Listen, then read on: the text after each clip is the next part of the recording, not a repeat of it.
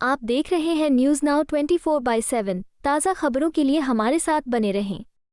भारत में आर्थिक सुधारों के जनक कहे जाने वाले पूर्व वित्त मंत्री और 2 बार प्रधानमंत्री रहे डॉक्टर मनमोहन सिंह का गुरुवार को निधन हो गया था।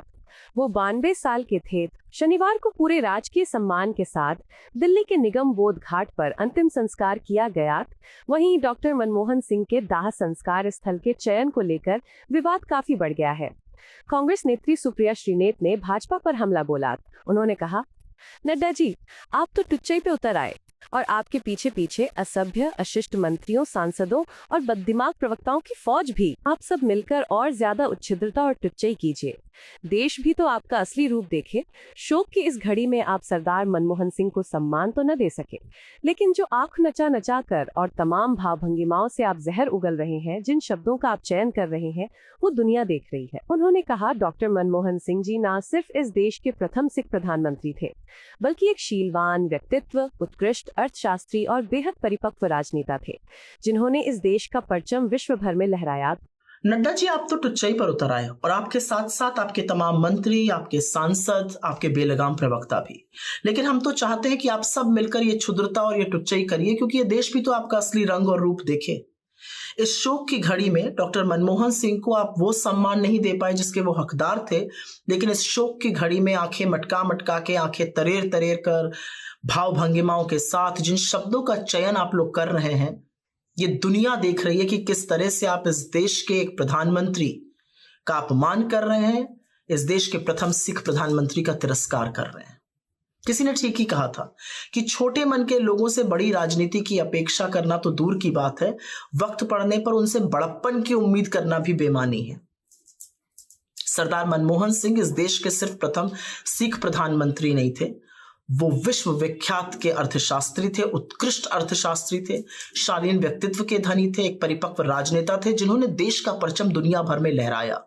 और ऐसे में निगम बोध घाट पर उनका अंतिम संस्कार करके, जहां पर किसी भी पूर्व प्रधानमंत्री का अंतिम संस्कार नहीं हुआ, इंक्लूडिंग अटल जी का, जिनका आपने स्मृति स्थल पर अंतिम संस्कार किया और वहीं पर उनका स्मारक बना, ये करके आपने दिखा दिया कि इस देश के प्रथम सिख प्रधानमंत्री के लिए आपके मन में तनिक भर भी, रत्ती भर भी इज्जत और सम्मान नहीं है। कुछ बातें हैं जो हम लोग कहना नहीं चाहते थे, लेकिन आपने कोई चारा नहीं छोड़ा है और कहनी पड़ेंगी, और क्योंकि छेड़ दिया है तो सुनिए इस बात को, और ये देश को भी समझ में आनी चाहिए। डीडी न्यूज ने डॉक्टर साहब के अंतिम संस्कार का लाइव प्रसारण तब शुरू किया जब नरेंद्र मोदी निगम बोध घाट पहुंच गए। प्रथम पंक्ति में नरेंद्र मोदी, अमित शाह, राजनाथ सिंह, किरण रिजिजू, ओम बिरला, महामहिम राष्ट्रपति द्रौपदी मुर्मू जी, वाइस प्रेसिडेंट धनखड़ जी, सब लोग बैठे थे।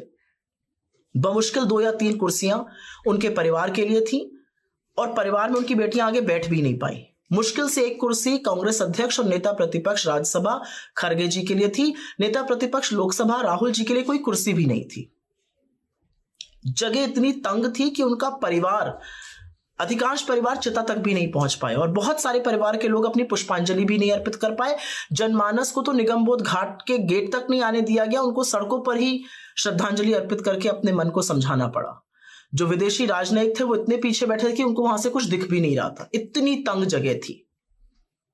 और जो डीडी न्यूज का कैमरा था उसका सारा फोकस मोदी जी पर था, परिवार ही नदारद था। तो ऐसे में ये उम्मीद करना कि राहुल जी या सोनिया जी या खरगे जी को दिखाया जाएगा, ये भी बेमानी है। और उसी के दौरान, मतलब कितनी बड़ी विडंबना है कि जब डॉक्टर साहब को गार्ड ऑफ ऑनर मिल रहा था तो डीडी न्यूज का कैमरा और ये देश नरेंद्र मोदी जी की शक्ल देख रहा था, उन पर फोकस था।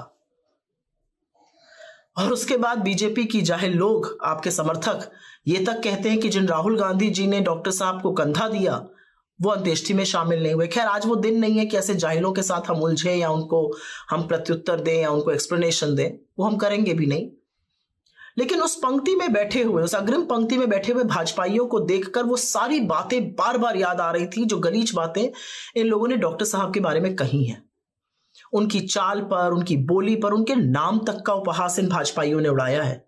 और असलियत ये है कि ये काम खुद नरेंद्र मोदी जी ने किया। चुनावी मंच से उनको मनमोहन सिंह कहना, ये कोई भूला नहीं है। और मैं चाहकर भी नरेंद्र मोदी का सदन में वो वक्तव्य कि डॉक्टर साहब रेनकोट पहनकर नहाते हैं जैसी वाहियात बात अपने मन से भुला नहीं पा रही हूं। उन लोगों को बार बार देखकर, स्पेशली अमित शाह और नरेंद्र मोदी जी को बार बार देखकर मन में यह ख्याल जरूर आ रहा था कि क्या इनके मन में, इनके मस्तिष्क में आज जरा सी भी ग्लानि, जरा सा भी क्षोभ, जरा सा भी पछतावा, जरा सा भी अफसोस है? और अगर नहीं है तो होना चाहिए था।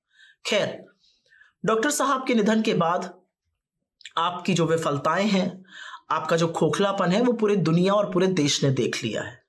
असलियत तो यह है कि एक पूरी पीढ़ी को आपने व्हाट्सएप के जरिए जो अनर्गल बातें डॉक्टर साहब के बारे में कही थी, वो सारे झूठ एक प्रहार में ध्वस्त हो गए।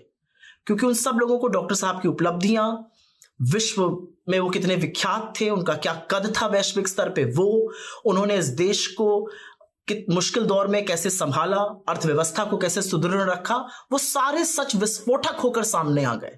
असलियत यह भी है कि आपके लाखों करोड़ों रुपए का जो झूठ का प्रोपेगेंडा था, वो भी ध्वस्त हो गया। क्योंकि आज जो चर्चा है वो तो डॉक्टर साहब के देश के प्रति समर्पण की, उनके ज्ञान की, उनकी शालीनता की, उनकी गरिमा की हो रही है। तो लानत है आपके प्रोपेगेंडा पे। लेकिन आप देश के मूड को भांप नहीं पा रहे हैं। आप सिख समुदाय की सरदारों की अपेक्षाओं को भांप नहीं पा रहे हैं। आप ये नहीं समझ पा रहे हैं कि जो अवमानना आपने सरदार मनमोहन सिंह जी की है, वो इस पूरे देश की अवमानना है। और ये अवमानना और तिरस्कार ही नहीं है, ये पाप है। पाप का प्रायश्चित कीजिए। आपको यह वीडियो पसंद आया हो तो इसे लाइक करें, हमारे चैनल को सब्सक्राइब करें।